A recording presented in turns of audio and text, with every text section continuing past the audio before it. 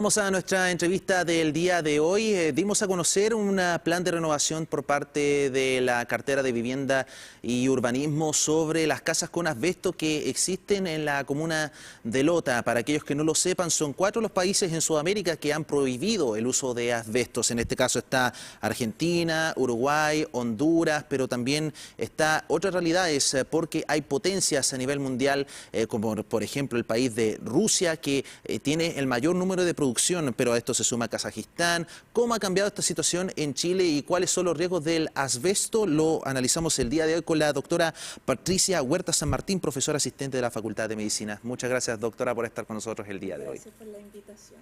Conversemos entonces, porque yo pienso que todos hemos escuchado el término de lo tóxico que son las casas hechas a base de asbesto, específicamente en la techumbre, pero ¿cuáles son las repercusiones que podemos hallar en el cuerpo? Porque son enfermedades que ocurren en el largo plazo, como por ejemplo el cáncer.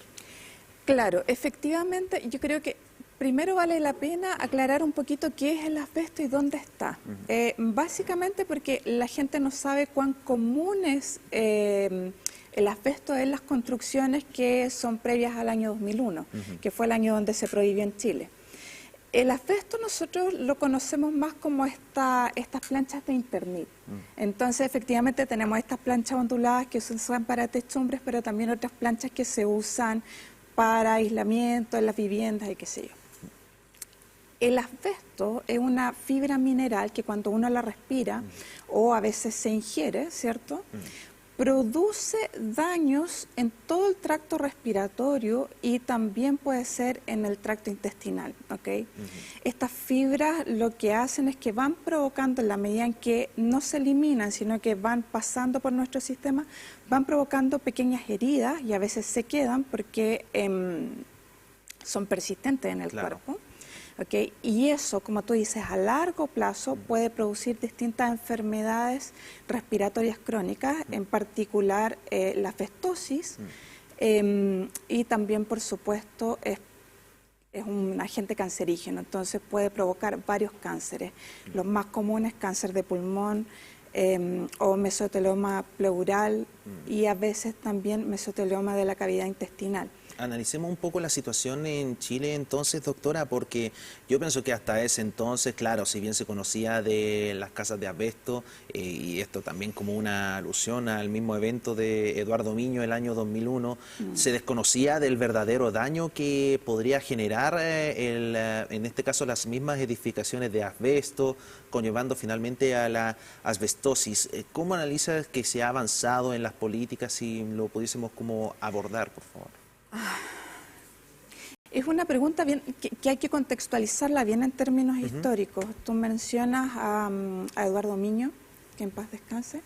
En Chile, la verdad es que actualmente, como tú dices, somos uno de los pocos países en Latinoamérica en cual el asbesto, la utilización, producción, importación, distribución, todo está prohibido. Sin embargo, si nosotros lo miramos a nivel internacional, desde el momento en que se empieza a dar evidencia de que efectivamente el asbesto es un agente que produce cáncer, estamos súper tarde. La primera vez que parte de la OMS a través de la Agencia para Investigación del Cáncer se refiere al asbesto es en el año 73. Que fue precisamente el año en el cual en Chile muchas de las organizaciones sindicales y organizaciones civiles que habitualmente, cierto, hacen la contraparte y obligan un poco a que la política pública avance en la protección de los trabajadores y de las personas, bueno, se detuvo. Entonces tenemos que, en buena parte con la vuelta a la democracia, empezó a actualizarse un conjunto de reglamentos y restricciones al uso del asbesto, límites de exposición, hasta que en el 2001 se llega a la prohibición de su uso. Pero por supuesto que ya es tarde en función de toda la gente que estuvo expuesta, principalmente trabajadores. Hablemos que el asbesto es una exposición ocupacional más que una exposición que nos preocupemos a nivel cotidiano en los domicilios. ¿Okay? Después quiero explicar un poco eso. Sí, no hay problema, no hay problema. Entonces, llegamos tarde en función de toda la cantidad de trabajadores y sus familias que estuvieron expuestos por décadas y que efectivamente hay casos famosos de demandas contra empresas y otros que han ido reconociendo finalmente que los mesoteliomas y los cánceres producidos en esos grupos fueron producidos por la exposición a asbesto directamente de fábrica. ¿Qué otro elemento podría considerarse a la exposición constante del asbesto? Claro, sabemos que el cáncer está el más grave, pero ¿qué otras problemáticas podría generar a la salud que quizás estemos omitiendo en la conversación? Ok, mira, lo que pasa es que estas exposiciones son lentas, ¿ok?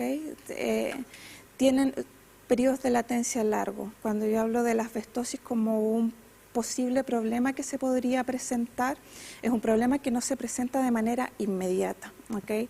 Tiene periodos de latencia cierto del tiempo en que empieza la exposición y vemos los primeros signos y síntomas de la enfermedad y puede ser diagnosticable.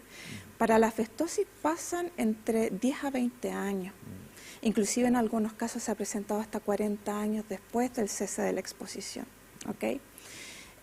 Con los cánceres, claro, tenemos un promedio de 15 años, pero el mesotelioma tiene 40, 60 años de espera. Son exposiciones lentas. Entonces, ¿qué pasaría si yo, por ejemplo, en estos momentos estoy expuesta, supongamos, esta techumbre tiene asbesto y se derrumba y yo estoy expuesta inmediatamente a la fibra, al polvillo que se levante? Un punto aparte, recuerdo que incluso con todo lo que se generó había gente que por iniciativa propia empezó a remover la techumbre y eso es aún más peligroso, me imagino. Muchísimo más peligroso. En esos casos, ¿cierto?, lo que puedes tener es efectivamente algún tipo de fiebre, una inflamación del tracto respiratorio inmediato. Mucho de eso, del efecto que tenga, va a depender del tamaño de la fiebre y de qué en tan mal estado estaba efectivamente el asbesto.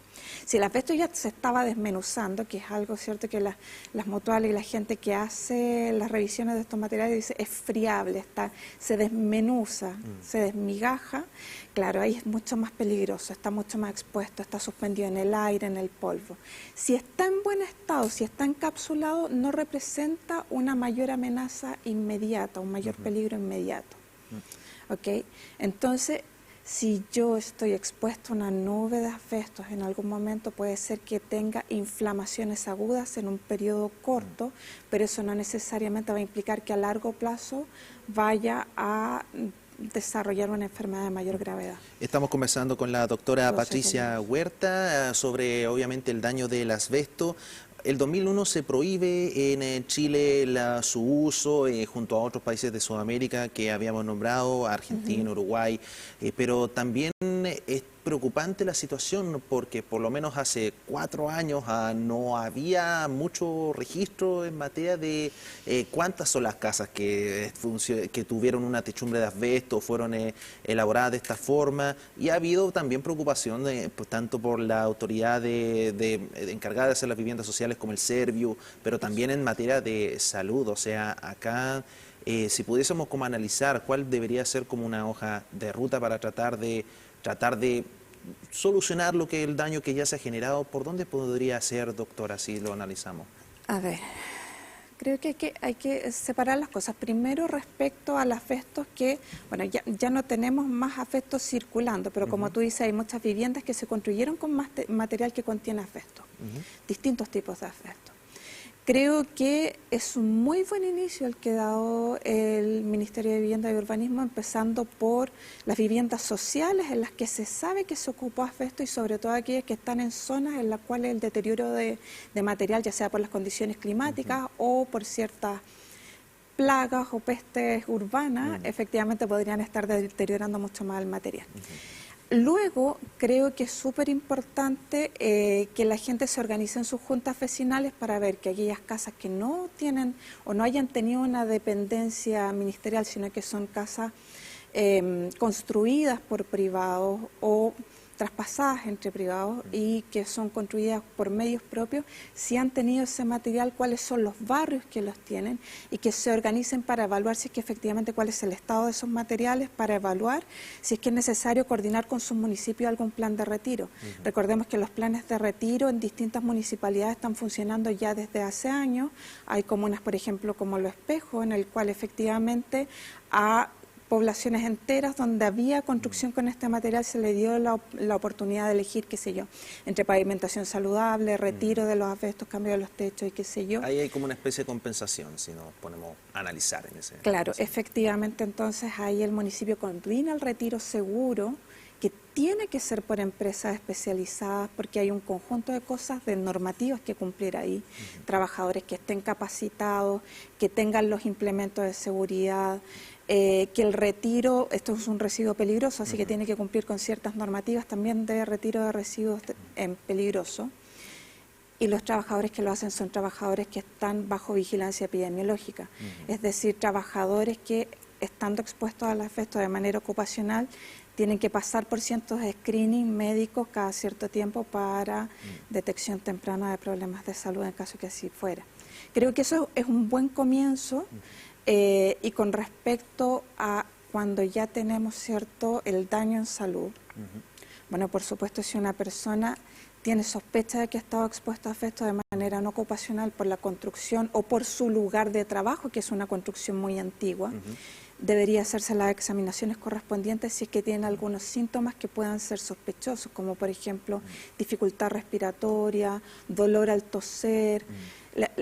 Eso ya son indicios. Indicios de que puede haber un daño y por supuesto hay indicios ya de estadios avanzados de enfermedad como pillarse bultitos debajo de la piel del tórax o unas pérdidas de peso abruptas que podrían ser indicativas de algún proceso de cáncer. Ahora conversar sobre el trabajo que se realiza, porque ahora mismo estamos viendo ejemplos como el de Lota respecto que se está haciendo algo al respecto, afortunadamente, en materia de salud. Pero, ¿qué podríamos decir que se tiene que apuntar en el largo plazo? Porque quizá un plan mancomunado para poder hacer un catastro oficial, saber dónde está saber dónde están como los puntos más críticos, si se puede decir de alguna forma. Esto es algo que derechamente ocurre de norte a sur, o sea, la región del Biobío no es una excepción en ese mismo sentido, doctora. Exactamente. En efecto, la evaluación del Ministerio de Vivienda es que entre la región metropolitana, Valparaíso y la octava región están más del 80% de las viviendas con asbesto, ¿cierto? Entonces, este plan de retiro tiene que ser relativamente rápido, urgente y, como tú dices, con un esfuerzo mancomunado de las personas que tienen que organizarse también estos planes, inclusive el plan de retiro que está funcionando ahora en Lota, el primer requisito para que pueda operar es que las personas estén organizadas, que tienen que contactarse y comunicarse con un comité. Luego yo diría que esto debería extenderse a todo tipo de vivienda y sobre todo lugares de trabajo. Es muy necesario evaluar y tener una evaluación permanente de todas las estructuras para ir eliminando estos elementos peligrosos. Doctora. Si es que te respondo, no sé. No, está súper claro. O sea, yo pienso que está más que claro que por lo menos aún está esta preocupación del asbesto, pero también es difícil hacer algo al respecto cuando tienes potencias mundiales que tienen el mayor índice de elaboración y al final de producción de asbesto. Y claro, la Organización Mundial de la Salud se ha manifestado al respecto, pero de nuevo sigue ingresando y sigue siendo un problema a solucionar. Yo pienso que aquí también es algo de preocupación internacional que también merece ser analizado en ese mismo sentido. Sí, el decreto supremo que se emitió el 2001 también prohíbe la importación de asbestos. Sin embargo, hay cierto paréntesis a cualquier ley. Por ejemplo, hay procesos productivos en los cuales aún no se ha encontrado material de reemplazo para el asbesto y en esos casos la ley solicita que se busquen los materiales de reemplazo para que se limiten. O sea, ¿dónde está prohibido? Está prohibido en construcción. Claro. Pero en casos especiales, como en navíos u otras cosas, donde no hay material de reemplazo, mediante aprobación de las autoridades competentes, se puede importar asbesto y, por supuesto, como tú dices, hay producción mundial de asbesto, hay países donde la producción y la explotación de asbesto ha provocado desastres, incidencias muy altas de cánceres pleurales, etcétera. Entonces, como en Australia, por lo que también se puede analizar, también hay vacíos legales si se permite traer un elemento tóxico, pero no hay forma de reemplazarlo. necesita una acreditación para seguir replicándose a lo largo del tiempo. O sea. Claro, efectivamente, o sea, hay una recomendación y la recomendación de la OMS es elimine, pero también se sabe que hay procesos productivos y cosas en las cuales en particular todavía se usa el asbesto, nada relativo a construcción, pero en otras cosas en las cuales se sigue utilizando. Sigue siendo igual de tóxico. Y sigue siendo igual de tóxico, y entonces hay recomendaciones y por eso tenemos un sistema de vigilancia con respecto a los trabajadores que, independiente de que se haya eliminado en la parte de construcción, siguen estando expuestos. Ahora, por supuesto, aquí, como te dije al principio, la mayor preocupación, la mayor exposición y el mayor daño es en la población de trabajadores que están directamente relacionados con el asbesto y sus familias. ¿Por qué? Porque el polvo de asbesto se lleva en la ropa de trabajo, claro, y si no hay un sistema implementado de lavandería en el lugar de trabajo o de casilleros para que el trabajador se pueda duchar y dejar la ropa ahí, el trabajador se está llevando a la exposición a su domicilio. Entonces, bueno, sí, falta por avanzar. Sin embargo, esto es súper común en todas las exposiciones químicas que tienen que ver con procesos productivos. El proceso productivo habitualmente, ahí es donde se instala el vacío legal, no se detiene, y entonces en todo aquello donde el material no pueda ser eliminado y reemplazado por uno seguro, esto se sigue utilizando. Pero ahí ya entonces nos metemos en casi todos, claro, los 196 químicos que están clasificados en el grupo 1 de carcinogénicos. Y bueno, importante saber mitigarlo, el ejemplo de Lota es importante, ojalá se logre replicar, y si usted, claro, estuvo expuesto y está sintiendo malestar, obviamente vaya y diagnostíquese para evitar cualquier tipo de problema que podría generarse en el largo plazo. Agradecerle, doctora, por estar con nosotros. Tal vez me gustaría agregar, sí, adelante, una cosita más, adelante. Que no es menor. El asbesto es una exposición peligrosa en trabajadores y por supuesto es peligrosa en comunidad y en mujeres embarazadas. Sin embargo, sobre todo en trabajadores, una de las recomendaciones principales es que si el trabajador tiene sospecha de estar expuesto a asbesto y fuma, que es urgente que deje de fumar. Claro. Porque ambas exposiciones hacen una potenciación tremenda, aumentando en múltiples veces el riesgo de tener algún tipo de cáncer, ya sea de pulmón o de cualquier otro tipo. Entonces, ahí, mientras todo lo otro se hace posible, claro, aquello que depende de nosotros también es muy importante. Evitar la sobreexposición a toda costa. Doctora Patricia Huerta, muchas gracias por estar con nosotros en TV Noticias Gracias a ti por Tarde. la invitación.